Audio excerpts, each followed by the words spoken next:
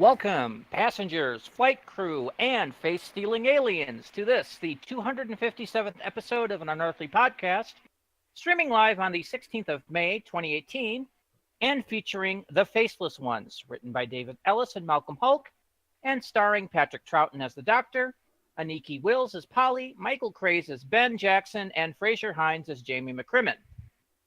I'm your host for this season, Randy Ronson McCulloch, and with me on the panel tonight is our technical director, Mad Matt Winchell. Jolly good sour power. It goes that smooth! And Aaron Romeo Moon Burke. Tim the Enchanter Sheridan said he'll be late tonight, but whether that means he'll show up by the end of the hour, somewhere during our review, or not at all, which is what happened last time he said he'd be late, we don't know. And Bill Sylvia, the Man in Black, is currently on a class trip to Spain and will not be here for a few weeks. And, of course, Thomas Fireheart is currently avoiding the telesnaps. Mm-hmm. And honestly, I can't blame him. Speaking of Spain, I believe it was Babel Color that had a little fan film where he was purposely making all the facts wrong about Doctor Who. And I believe he called the TARDIS as Daz's, time and relative demented in Spain. Kind of a weird aside, Matt. Just happened to pop into my head because we mentioned Spain. Anyway, on tonight's show, we've got news and birthdays, and we got a moderate amount of news. Not a lot, but some. I don't think we have any geek talk. I'm aware of, at least not yet. Well, there's stuff going on, but none of us are capable of watching it, so hey, that kind of sucks. I'm waiting to find out. Yeah. I have no real rant of the week, other than wiki editors are assholes, but that's a personal issue, so I'm not going to get into that. Aaron, I believe, has a review of Shame. Shame. After missing last week's The Highlander podcast, she's going to get to talk about that. Aaron, then, you're very quiet. My microphone's up by my head. Yeah, don't do that. Plus, of course, our episode summary, our review, our final thoughts, and our ratings. So let's jump right into this full-heartedly and start off with our birthdays. And the first birthday we have, which was on the 12th of May, was Catherine Tate, who played Donna Noble first in 2006 and then later for the 2009 series.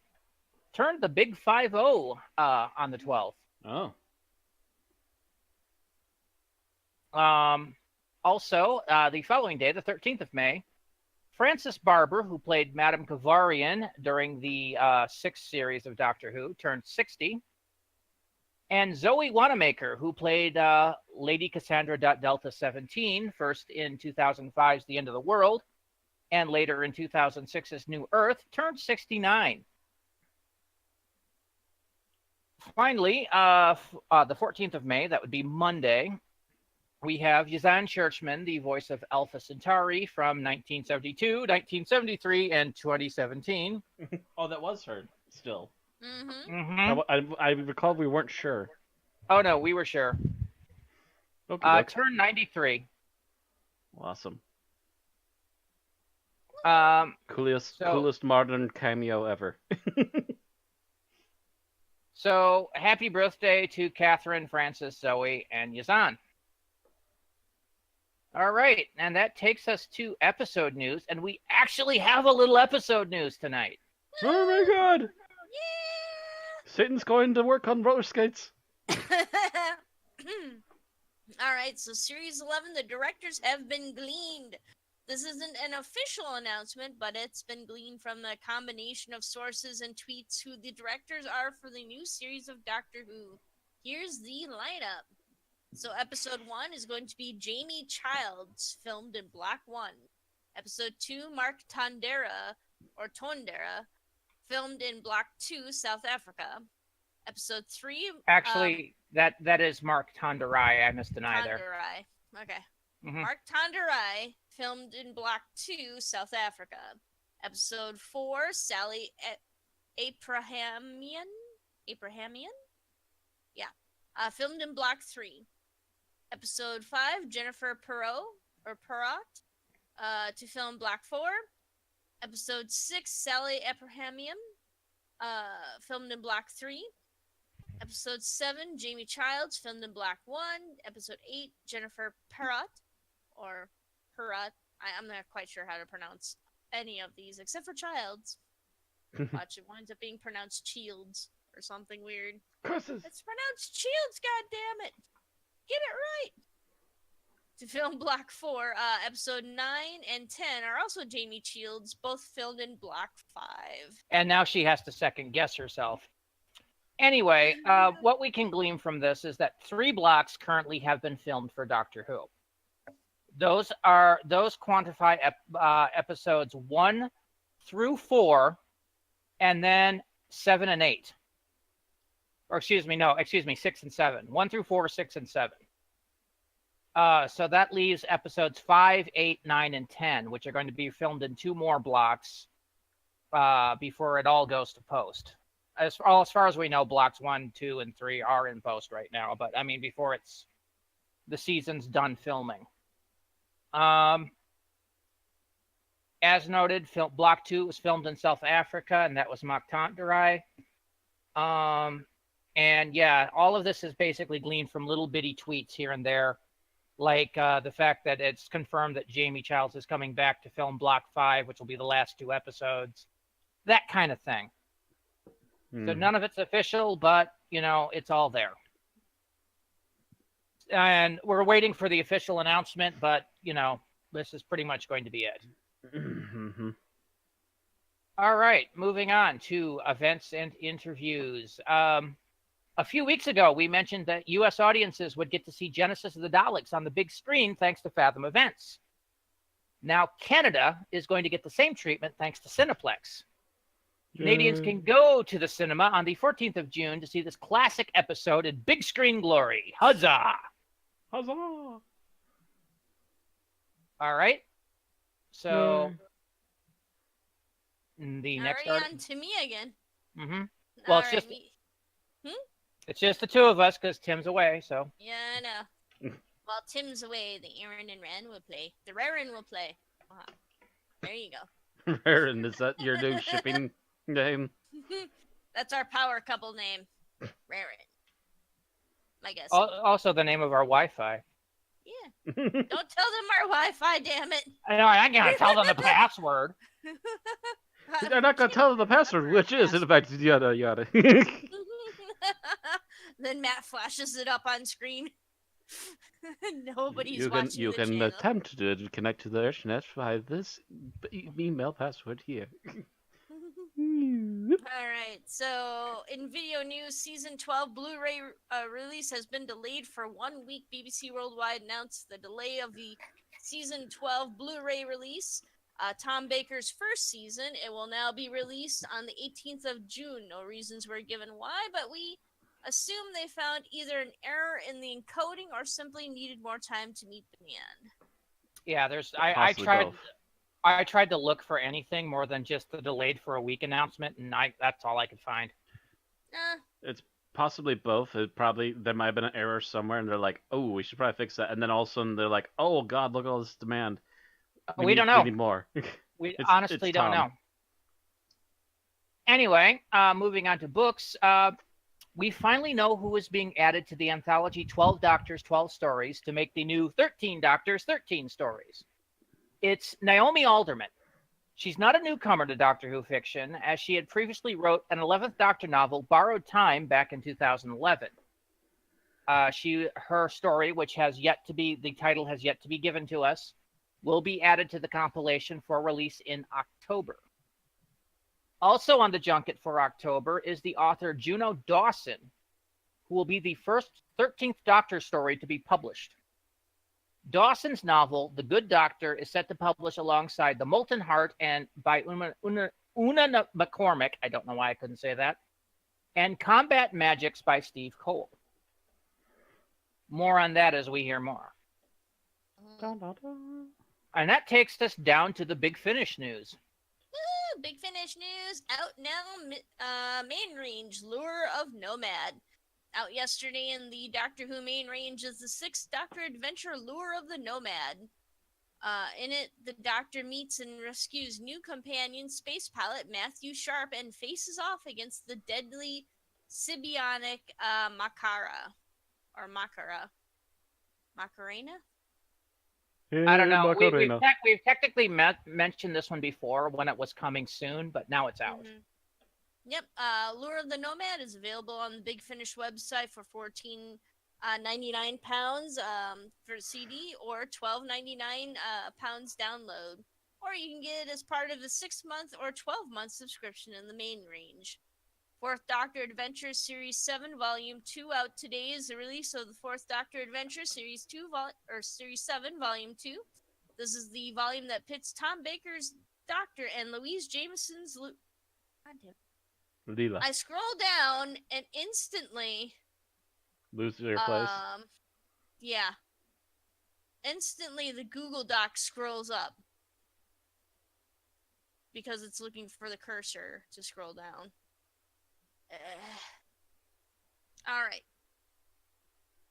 Jameson's Leela against the deadly Sutek. It consists of the following stories: The Shadow of London by Justin Richards, The Bad Penny by Dan Starkey, Kill the Doctor by Guy Adams, The Age of Sutek by Guy Adams. The 4th Doctor Adventure Series 7 Volume 2 is available from the Big Finish website for £25 CD, £20 download, or you can buy volumes 1 and 2 as a set for £45 CD, £40 download.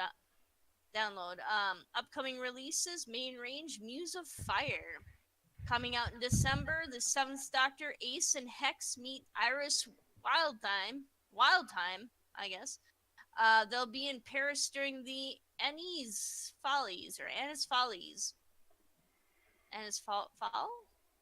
The French version of the Roaring Twenties. What mischief will they get into? You can pre-order Muse of Fire at the Big Finish website for £14.99 CD, £12.99 download. Which is basically the price of it on release. So hey. Mm-hmm. And I think it's the Amnes Folle. Amnes Folle. I don't know. I could be wrong because my French is pretty bad too, and this is from somebody of French descent. But it is basically what the French call it basically means the Wild Times. Which is their version of the Roaring Twenties. They were heavily influenced by the Flapper era in France for a while. And other than the fact that that's the time setting and that's the lineup, we don't know much about it. Mm-hmm. I mean, this is December and we're in May, so It'll be a while. Yeah. There's no real blurb or anything to it. It's just. We know it's a not quite historical, too, I think, is what they mentioned. All right, well, that's it for our news. Done in 15 minutes or less now. Hey. I got a whiny Nappa. Hello, Nappa. You want to be on the podcast? So there's no geek news, no ranting. No, like I said, my only thing is that wiki editors are dicks. But like I said, that's a personal issue between me and a bunch of people I've been talking to today. So He's worked so hard on the wiki in question, and they just are planning to delete all his work anyway. Yeah. At least they had the forethought to tell you, and just be like, hey, don't bother doing this. Well, no, it came out with a why did you revert this particular edit I made? I was trying to get it so that it worked both ways, and they're like, well, I'm planning on revising that whole thing anyway. So all of this will be deleted in the near future, and I just spent a week working on this one project. So that was annoying. Also, they're doing stupid things and not really giving reasons, so I think it's time to give up trying to on. help them at this point. Yeah. They obviously don't want to be helped. Anyway. Yep. So now we are at, well, let's see. There's no rumors. We are at the review of Shame. Shame! Shame. So I get to open this up, and Erin will get to give her thoughts on the Highlanders, which she missed last week. I didn't miss it. I actually watched it. No, Just you didn't feel missed like the being on podcast. Yeah, I did. I just was too tired and too full. I was in food coma mode after visiting Shame. Shame. After going to Red Robin for the first time in years. Red shame. I never liked Red Robin, period. I mean, I went there for Doc's honeymoon back in like 99, 98, 2000, somewhere around the turn of the millennium. It's basically a much more expensive Burger King. If you've had Burger King burgers, you've had Red Robin. I think that's an insult to Burger King, to be honest. Yeah. The one Red Robin Possibly. I've been to. Yeah, it was. Yeah, the burger it- I had was actually pretty small. No, excuse me. It was Doc's wedding reception. He had it at Red Robin, not because he was getting married on the cheap. The Red Robin I went to, the food tasted lackluster, and by the time I was halfway through the day, I had stomach rot, so I was not pleased. It didn't give me gut rot, but I was really kind of underwhelmed by the burgers. It did give me diarrhea. See? For my taste, I prefer like Culver's or Yes. Culver's or Five Guys or I liked Fuddruckers when it was in town, but now that's gone. That's like the second Fuddruckers to shut down too. Yeah, because there's one on State Street and that got shut down, and then they opened up this one and it shut down in a year. Yeah, God, they should have kept the company should have kept it Cheeseburger in Paradise. It was doing decent business there. Yeah. All right, so the Highlanders, talk about it. What do you want to know? Your review. Shame. Shame. All right, so favorite overall, I guess. Yeah, just generally talk what you thought about it. I mean, you've got about 3-4 minutes, so go. All right, so I enjoyed basically the setting. I thought that the costumes, the sounds, and everything kind of played pretty well to that. Shame. I enjoyed it. Actually, I actually really enjoyed this one. Particular scene that I enjoyed. Let me see here. Oh, yeah. Your eyes. You wouldn't want another headache, would you? That was I love that. I love the comedy in this too. So Shame. Shame. Scenes that overall what I didn't like. I guess I didn't like, the fact that the battle scenes were hindered by the telesnaps, I hated the fact that it was only captured in telesnaps or only available in telesnaps. I would like to see it fully, like with so many other people, I'd like to see it fully realized. Shame. And, we're seeing...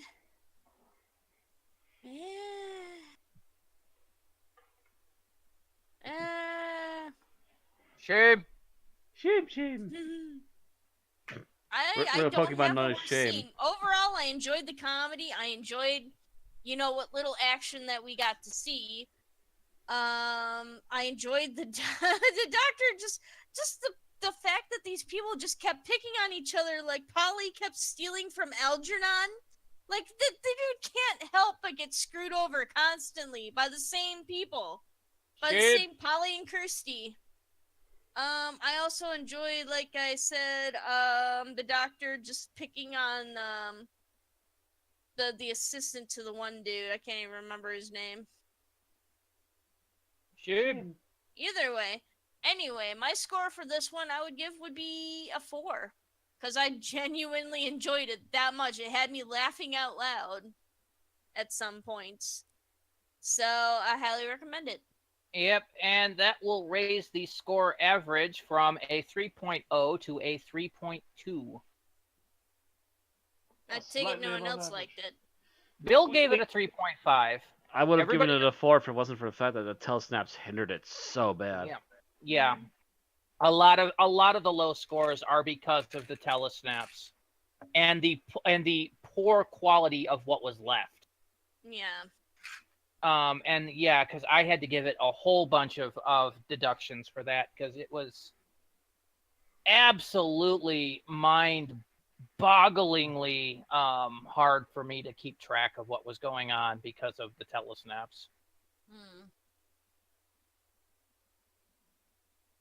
So that will increase it in the rankings from its former position at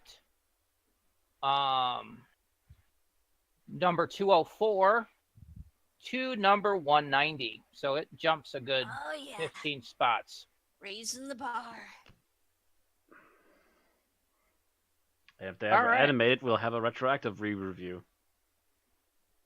As soon as everyone can see it. All right. See if we've heard anything from Tim yet. Doesn't look like it. Well, we'll catch up with him after, if he doesn't show up by the review time anyway. He said he'd make it for the review proper. Well, right now it's the plot general. Summary. Mm-hmm. And that's one of you two, as I'm still holding out until the telesnaps are over. Did I do it last week? You might have, in which case you'll do it two in a row, or unless Erin wants to do one. But I doubt it because she kind of this one was not really interesting for her. Well, she was pretty much burnt out all day yesterday. She just wanted to chill. Yeah. This pretty much nearly made me fall asleep, though. Several times, so. So yeah, if you could do this one again, we can get Tim on Fury from the Deep, and then I'll take the next two after that. Okie doke. Alright then, so I'm going to go over to here, and I'm going to start now.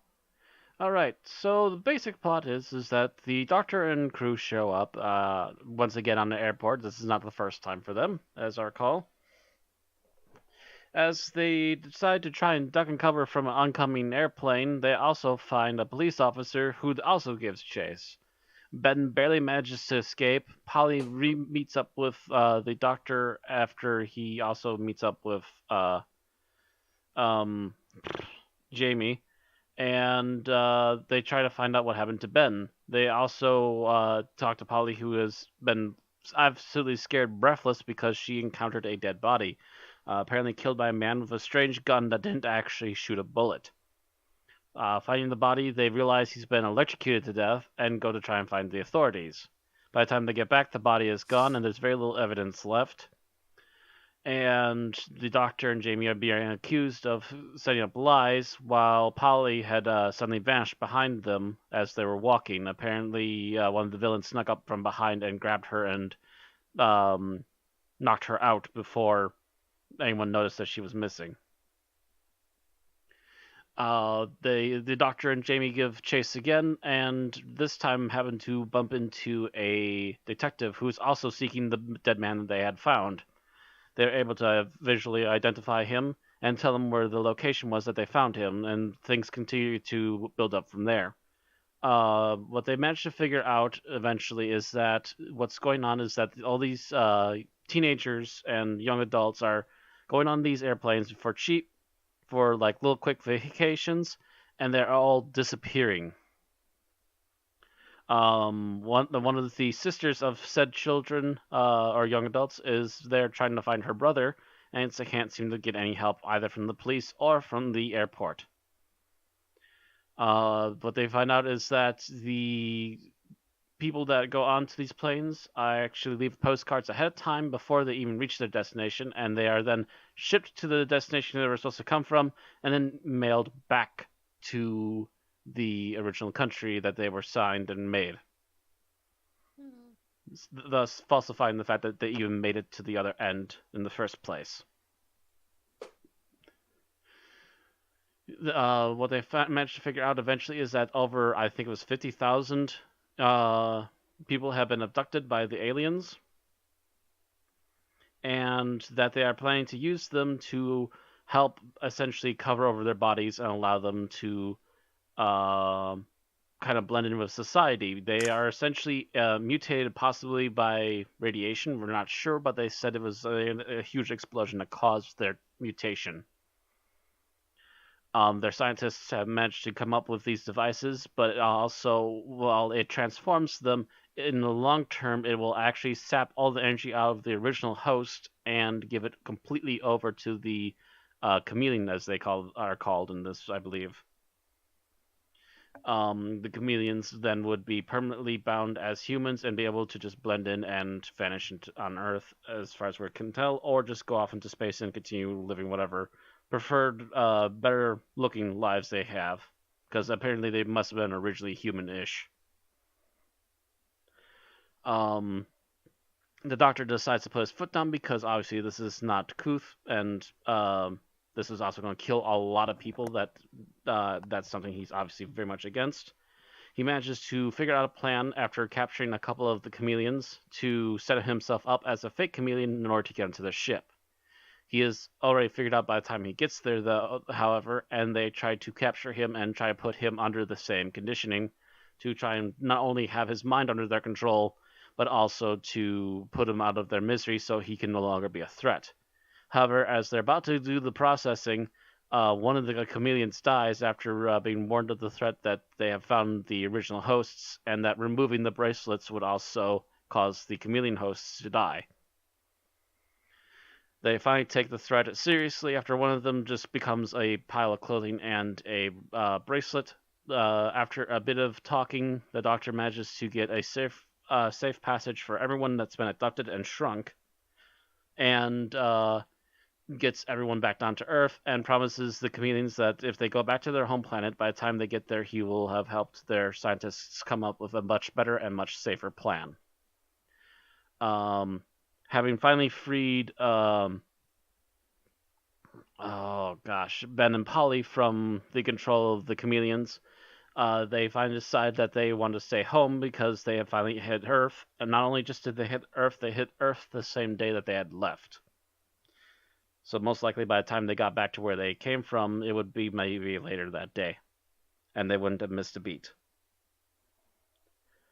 And so, still unsure where the TARDIS is, the Doctor and Jamie leave to go pick up the phone box and try to make their way back into space.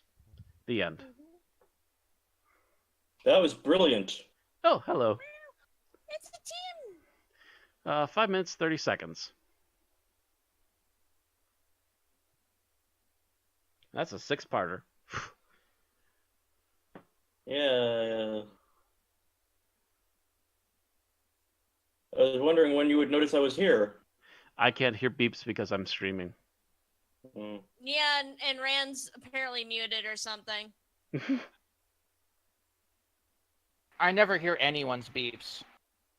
There And he yes, is. I was muted just in case I said something. Anyway. Hello, Tim. Hi-oh. Okay, so that's the summary. You've made it in time for the review. However, Maddie, you're up first.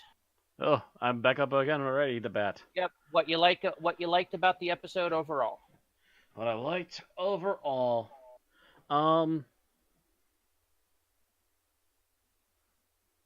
I really liked that you could see a lot of already blossoming chemistry between the Doctor and Jamie. They were becoming very buddy very quickly. Yeah, and that would continue throughout the rest of the series. They were catching on very fast, and even though Jamie was still kind of behind at times with the whole keeping up with modern technology and so forth, he was still at least progressing with it as best he could. All right. Aaron, how about you? What did you like overall in general? Overall, I do like how eventually, as they're searching for the original bodies, that there is some sense of paranoia, that there is some sense of, there's some tension to at least, wake me out of my slumber from the first few episodes. In particular, I do like how it starts getting a little bit confused as to who's the original and who's the fake and everything. So, particularly when they're on the space station and stuff, you still have kind of doubts as to whether I still had kind of doubts as to whether the nurse was real or not. So, even though they say she is. I don't know. But yeah, They literally got her up a hole in the wall. yeah.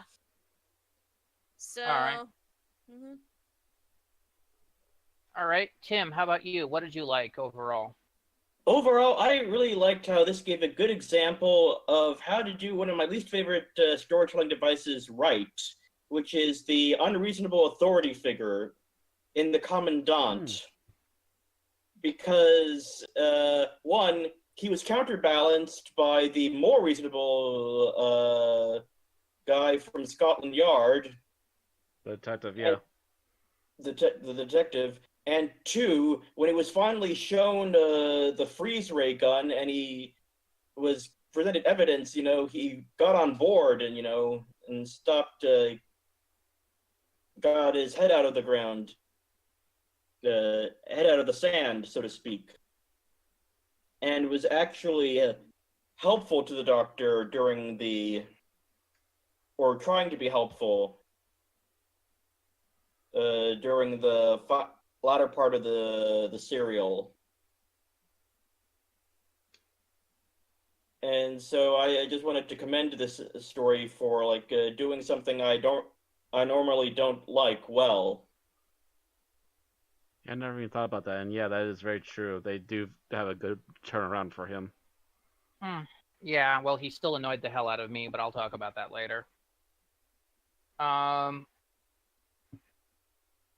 So what I liked about the episode overall, or about the serial overall, was I liked the missing person's sister. She seemed to be a very decently built character, was boisterous, and yet still had a lot. The actress was really giving it her all, for one. Mhm. And it seemed like she would have made a good recurring or ongoing character. Which is apparently what they intended to happen, but it didn't. In fact, I believe it was the actress that had Turned final it down. say, and she actually did turn it down. Yeah, but I suspect there was more to it behind that. I bet they were courting her pretty hard, and she just said, nope. This seems weird, no?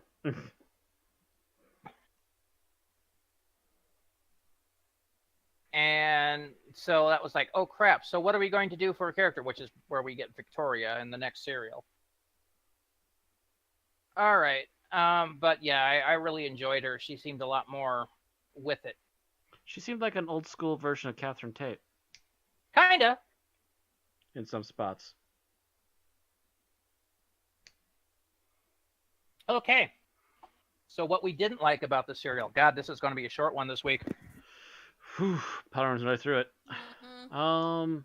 If I didn't like overall, I have to say that not being able to actually see the suits took away a lot of the menace from the monsters.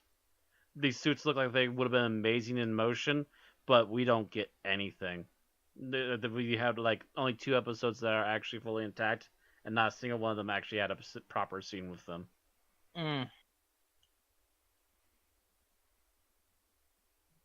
So it kind of really undercut their menace.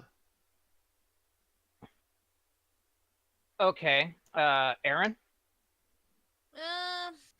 I'm gonna say overall that I didn't like how slow, especially the first 2 episodes, seemed to go. This one really feels like it should have been 4 episodes tops. So, well, it's as much as they usually gave them. Yeah. It just seemed to drag on. There was a lot of pointless banter of get me this and let's talk to this person, and a lot of running around talking to people and hiding behind newspapers and Oh, I found the hiding behind newspaper stuff to be amusing, especially since Jamie's was upside down. I didn't even notice that. I was just so bored out of my skull. And that I think those sections in particular would have much benefited from at least actually having moving film to look at. So Of some kind, yeah. Yeah. So that's mine. All right. Tim, how about you? Okay, so the idea that this master scheme the aliens had was underway and going on for so long without anyone noticing was a very big pill for me to swallow, especially when it was discovered that, I just asked, and all the planes arrived at their destinations, but they were empty. It's like, every single plane arrived that left the airport arrived at its destination empty. And there were no flags at all until someone asked.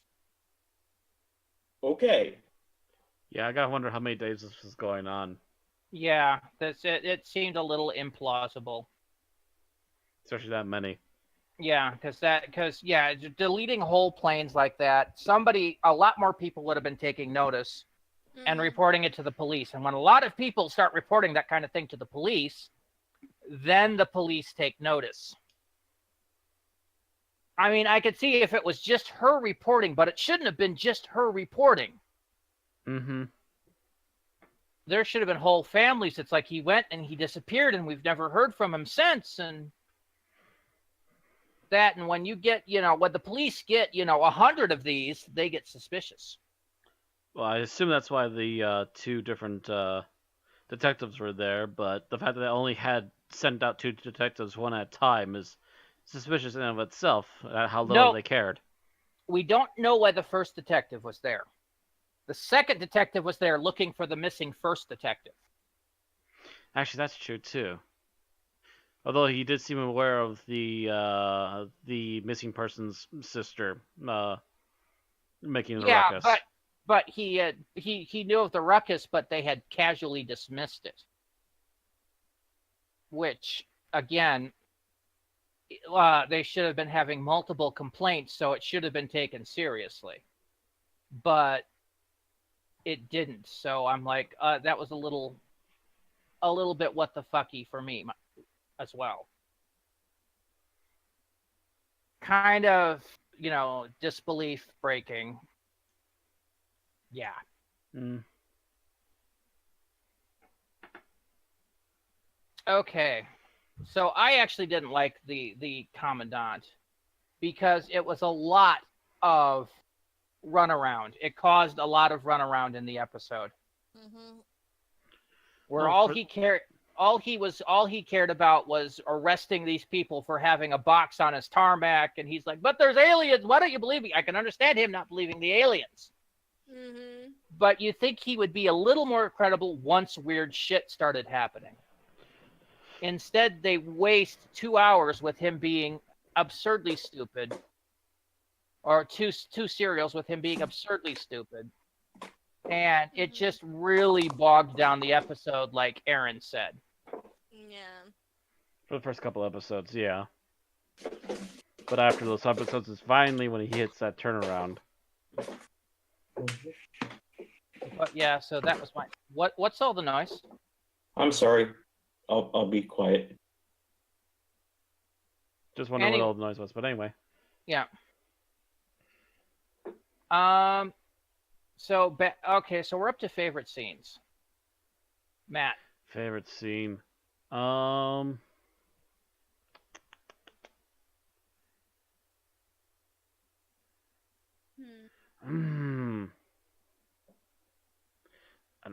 trying to think of any particular standouts. I mean, it's all pretty good, but I don't have anything like particularly stand out-ish. I guess I'll go with the doctor faking to be the first alien and pretending like he needed a different transference, and now he's got the doctor's mind in his head. Okay. It didn't quite work out in the long run, but it did seem to work at the very beginning of it, at least. It's just that apparently after they left, one of the others doubled back and found out. All right. Mhm. Aaron, how about you? I'm gonna go ahead and say,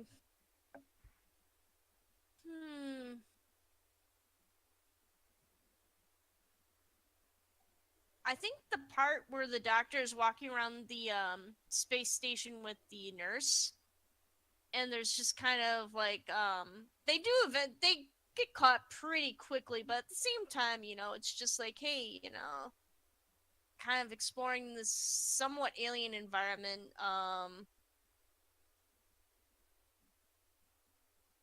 Kind of, I felt like it was a nice change of pace from the airport, at least. The offices and everything there. Yeah, it was just like, just kind of an alien corridor, at least something different to look at. All right. Tim? Tim? Okay, so my favorite scene was the scene in the photo booth. I just loved the image of Jamie, the Doctor, and Rory smile. Rory? Mean Ben? Ben, yeah, Ben, and the Doctor trying to have this serious conversation, and the juxtaposition of Jamie getting used to 20th century technology. And I actually liked the irony, or not irony, but it was something that it was a photo booth scene that I had to watch with telesnaps.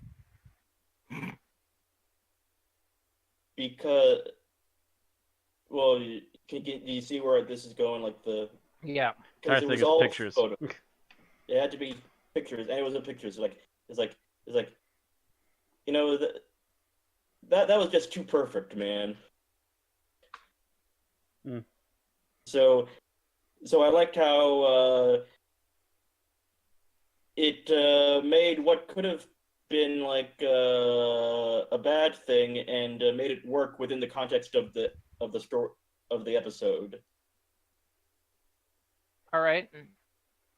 So my favorite scene was right at the beginning, and look, Doctor, it's a beastie. Jamie is experiencing a plane. Now you'd think, how long has he been with the Doctor at this point? A few serials? A couple. He would have figured out it was a machine of some kind, but still, instincts first, I assume. Well, he's startled beyond all belief, and this thing is extraordinarily loud to him, too. Mm-hmm. Yeah, I guess you wouldn't hear much sound when you're on the moon base or out in the fields in Scotland. All right. So now we're up to our least favorite scene. And Matt, you are first. Oh, least favorite scene. I'm gonna go with the what's his face alien escaping and going to the parking lot to protect it. First of all, your cops are so incompetent that this single heavy-set man escapes you this easily. And second of all, you can't even trail after him properly either. I mean, if they had super strength or something. They didn't show any signs of that at all. I said if they had super strength or something, I could understand it. Yeah. If is the big word there, though. Yes, that is the big word there. And they never showed any signs of that. The most they showed the signs of is being supposedly more intelligent than humans, which it's all talk and no show as far as I'm concerned. Outside of a little bit of extra heightened technology, which laser guns, woohoo! We got bullets. It's just as effective. Bam.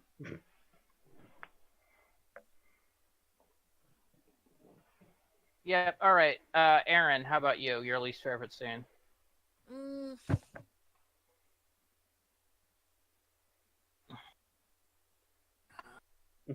Which one? Well, it's more of the I don't really remember anything. It's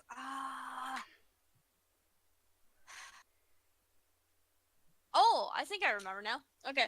So the Doctor destroys the one machine that they're going to use to transfer his the chameleon over. Mm-hmm. The chameleon alien, and he smashes it. So almost immediately they bring in another machine. It feels like it. I mean, I know they do a fade out and everything, and they're like, "Oh, bring another." And it's just like, wow, well, that didn't really get you very far, did it? It stalled for a little bit of time, I guess, but yeah, it's installing, and I believe the entire time when they're gone getting the replacement is when the whole car park thing happens. Okay, it just seemed like they had brought one over. Yeah, Maybe it feels extraordinarily short, but it was just enough time for them to actually do what they were threatening that they could do. It's probably because of the telesnaps, because they had to reuse the same telesnaps from the previous scene where he destroyed that doesn't help. it, and just like a slightly different version of them where, you know, there wasn't any smoke from the broken machine. So. Well, that smoke was added in. Yeah, I know. And for the next scene afterwards, when they bring in the new one, they just use the same telesnaps in almost the same order, but without the smoke effect over the top of them. So it's like the same with the cannonball that fell in the Highlanders. They manually added in the smoke of the machine blowing up. And the war machines too. They added a fog effect or smoke effect in front of the machine for that was the BBC. Remember that these telesnaps are technically put together by unofficial sources. Yeah. There's nothing official about any of this. So they're adding of the cannonball and they're adding the little thing of the machine blowing up. That's all done with amateurs. So it doesn't look anywhere near as professional grade. Well, and it's also, in the 80s on VHS? I have no idea where these came from. Actually, I looked into the extras in this one, and it was from the early 2000s at least. The mid 2000s, because they mentioned Tooth and Claw.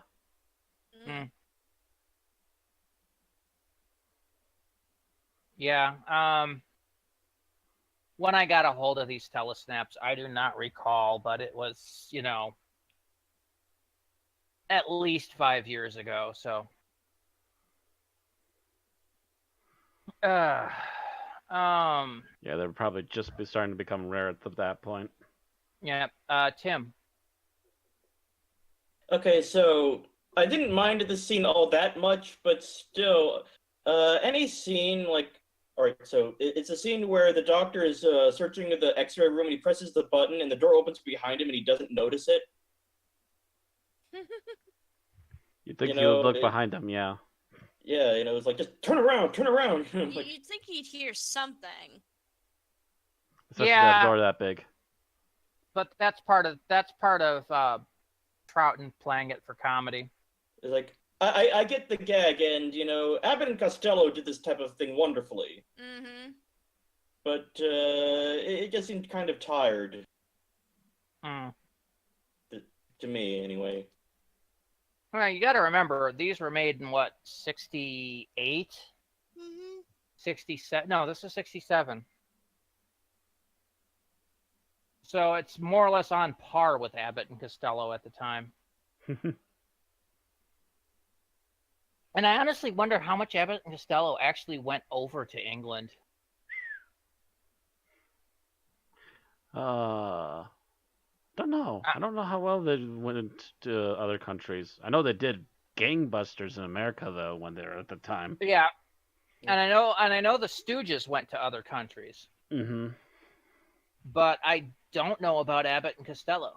I don't know if you mentioned Abbott and Costello to the average person in Britain in 1960s, they would know what you're talking about. They would go, or they just look at you like you're this strange creature. Now that you had to bring it up, now that you had to bring up Abbott and Costello, now I gotta start looking. All right. So my least favorite scene. I had it, now I've lost it. Least favorite. Oh, yes. It is the point where the aliens go on this whole gigantic rant on how the humans can't detect us because we are so superior, yada, yada, yada, and the doctor can't be more intelligent than us. And I'm sitting here going, you are fucking idiots. It's kind of now I just finally came up with an idea for an opening now. Should have used Plan 9 from Outer Space. Your stupid minds, stupid, stupid. That's pretty much what it felt like. It was just like, no. And yeah, they've shown no signs of being more intelligent than humans. They just assume that they are superior. And it is such a cliched shortcoming that it just I don't know, it just annoyed me a bit.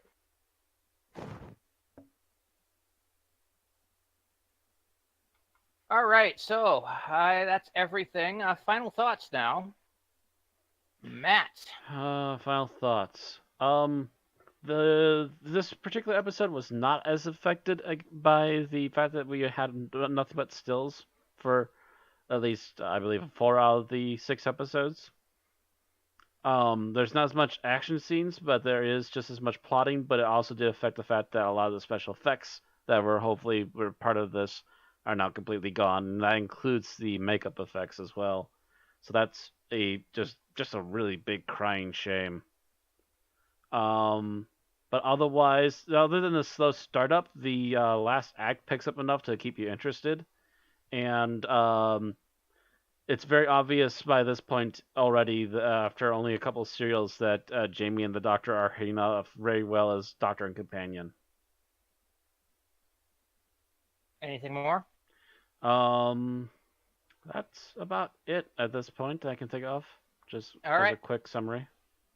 All right, Aaron. I mean, I like the ending of this better than I like the beginning. And I think it played off of an interesting point of the whole body snatchers Red Scare type deal of aliens coming and taking over and no one really suspecting anything, the Red Scare and all that. So but I also enjoy how it ended because they didn't exactly kill all of the aliens. They just, they had them move off to a different planet and resettle somewhere else where they would hopefully be out of, reach of doing any more harm to Earth. So, which was kind of interesting. It was nice. It was a change from like American cinema where it was all about destroying the aliens and, not finding any kind of reconciliation between the two factions involved. So. Well, that's because we're America. Fuck yeah. Yeah, and it was, and it of course keeps with the Doctor's ideology that, just about every life is precious. To him, anyway. Mm-hmm. By the way, that wasn't a statement of approval of that mentality. I'm just saying that is the U.S. mentality. America, fuck yeah, we got guns. Yeah, we're gonna shoot them up, let God sort them out. Yeah. Yeah, basically. Really quick. According to ranks and reviews at the time, they were actually really Abbott and Costello were really popular during the 50s, 1950 and 51 in the UK. They were like the second and fourth most popular star duo at the time, apparently. So, since we don't have Bill here, Matt has taken upon himself to be the anal retentive looking the anal retentive Bill, but Abbott Costello is a big thing to me. I like them. I found it, and yes, people in the UK would know something. I was more of a Marx Brothers person myself. I've hardly seen anything of theirs. I've seen bits and pieces. That's about it. I've never actually seen a full movie. I'm gonna have to sit your ass down and show you duck soup. I started with Abbott and Costello, then I moved on to the Marx Brothers. All right. Well, since you've outburst, Tim, I believe that's you. You're next. What's your final thoughts? Final thoughts. I liked this episode a whole heap. The characters were believable, and it was nicely paced. Good performances by Jamie and the Doctor, and it took some of the things that worked against it, like the aliens' motivations, but the way the aliens were portrayed. Like, their method of speaking and talking made me believe their reactions to everything and how they sort of went along with the Doctor's plan at the end. And I also liked the fact that this was in telesnaps because you got the bonus of when in the death ray scene, it's like, Doctor, I can't move. It's like, of course you can't move, Jamie. We're in telesnaps. All right. Okay. By the way, you know what would have been another one good for the opening bump using that same theme, Matt? Invader Zim. Because he frequently go on a rant on how humans are stupid. Stupid monkeys! Yes. Would have worked as well. Anyway. But, yeah, so the telesnapping did not detract from this episode, and it was a well-written, well-acted thing. I like it. All right. So my final thoughts is this felt remarkably average to me. Completely counterpointing what Tim said, but the first two episodes dragged on and basically recycled itself 2 or 3 times. The aliens were very one note in their overestimation of their own abilities and their underestimation of humans. And then it proceeded to go down to them stalling for the Doctor stalling for time until the humans got what he needed. Yada yada. The negotiating a peaceful settlement was, I believe, one of the few redeeming parts of this serial, but it also gets detracted a lot due to the amount that we see in telesnaps. Just because it didn't detract it as much as the Highlands did, and what we had was of a lot higher quality, and at least we had 2 episodes here that we could see without pure telesnap pain, but it did mark as a stark contrast. It did make a contrast to, when we did have to switch back to the telesnaps, it was like going at a good clip and then having to slow all the way down to, 10 miles an hour to go further down the road. So all in all, barely par.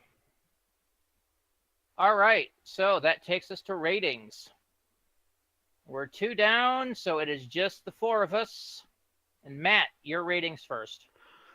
I still feel that the lack of actual video of some kind does take away from this. Even if we have 2 episodes, there's still some really important stuff missing from the episodes that are gone, so I can't give this above a 3 currently. Okay, is that what you're giving it? Yep. Currently. 3. All right. Aaron. I'm going to go ahead and give it a 3 as well. It's not as bad as like the Twin Dilemma and the other delightfully bad stuff, but it is a bit dull. All right. 3 from Aaron. Tim. Okay, since this is not as good as it could be, it would be better without telesnaps, so I'm going to give it 4.5. Jesus. Wow, you are really on this one, but okay. When Tim likes something, he really likes something. Yeah, if this thing gets animated, he'll give it a 5-star review, I'm sure. Even if I thought this was the greatest episode ever in telesnaps, I would have had to give it a 4 max, just because telesnaps itself gives it a mandatory 1-point deduction for me. So, at least. And I'm also going to give this a 3.0. By the way, I think it was slightly better than the Highlanders as far as what we had in quality. I thought the story of the Highlanders was better, but it suffered from telesnaps worse. So yeah. So this gets a slightly better rating of 3.0, which from the 4 of us will average out to a 3.4. Ooh. Which will put us actually above the Highlanders. Yeah, because Tim rolled real high, and we'll see what Bill thinks if he ever catches up. If he ever catches up, and that's a very good question, if he will ever catch up. Because by the time Bill comes back, we're gonna have, what is it, 3 telesnaps and 2 regular episodes, and you got to realize he's gonna do the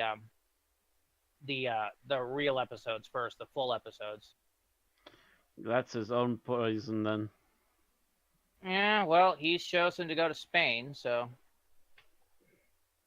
All right. So at a 3.4, this will come out to, where are you?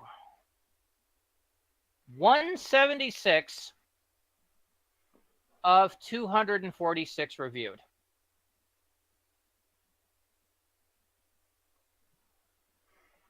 It is on par with Destiny of the Doctor, the Night of the Whisper, Silver Nemesis, Curse of Peladon, Androids of Terra, The Mythmakers, Trail of the White Worm, The Oside Adventure, Terra Firma, Doctor Who and the Daleks, that's the movie, Bloodless Soldier, and The Five Doctors. It is better than Vengeance of the Stones, Planet of the Daleks, In the Forest of the Night, Evil of the Daleks, which is actually the serial after this. For Tonight We Might Die, Modern Undead, but it is worse than Jubilee, Planet of the Dead, Eaters of Light, The Savages, The City of Death, Death Steal the Time Machine, The Similarity Engine, The Christmas Invasion, Twice Upon a Time, The Beloved Devil, Mark of the Rani, A Town Called Mercy. Yep, and that's where we are. At 176 out of 246. And that's all we have to say about the Faceless Ones. Getting done pretty much a little under an hour early. Actually, one little last comment, though, too, that we kind of missed out on. Possibly the best send away for companions at this point. Yeah, you're right. I was going to, I had that in my notes to mention that, and I've completely forgot about it. Yeah, this was, hey, look, we're back in the right place and time. Let's go. It wasn't, hey, I've fallen in love with somebody, or, Or, hey, the doctor thinks we should stay here a while, or something to that effect. It was legit, we finally made it home. Can we just stay home? Yeah, mind you, Ian and Barbara found a way to get home, so there was that So one. the Ian and Barbara, otherwise, up until this point, were the only ones that got a proper send-off other than Ben and Polly. Pretty much. Everyone else chose to stay. Although I will say that sending off Susan wasn't that bad the first time, but when they kept repeating it, that became bad. Mm-hmm. Sudden love interest. Bye. Yep. Wow, this is even more sudden than Susan's. Yep. It was basically Vicky with Susan, but in brief. But no. This is like, hey, we're home. And by the way, the fan base and the Apocrypha, the novels and stuff, all have different sayings of what happens to Ben and Polly after this. Mm. Some say they remain a couple. Some say they break off and reunite after 20 years, yada, yada, yada. All of it's done canonical, of course, because it's all the freaking novels. Yeah. I thought I'd just mention that before we go. Anyway, do you have the closing information, Matt? Yep, that's just my end holding card, so I will flip that on. So thank you all very much for watching. If you would like to catch us on YouTube, you can find us at Unearthly Podcast. You can talk to us via Twitch on Unearthly Podcast. You can find us on Twitter, and speak to us there on Unearthly Pod. You can also contact us via Facebook at Unearthly Podcast. And if you like us so much that you would like to throw us an extra buck or two now and again for our episodes, you can also find us on Patreon at An Unearthly Podcast. All right, so next week, Ben and Polly are gone, so we move on. We've already met Victoria in the next serial back when we did our Dalek Marathon, so we're going to move forward to her departure. Our final telesnapped episode of this run, it's Fury from the Deep, written by Victor Pemberton and starring Patrick Troughton as the Doctor, Fraser Hines as Jamie McCrimmon, and Deborah Watling as Victoria Waterfield. So, see you next week. See you all then.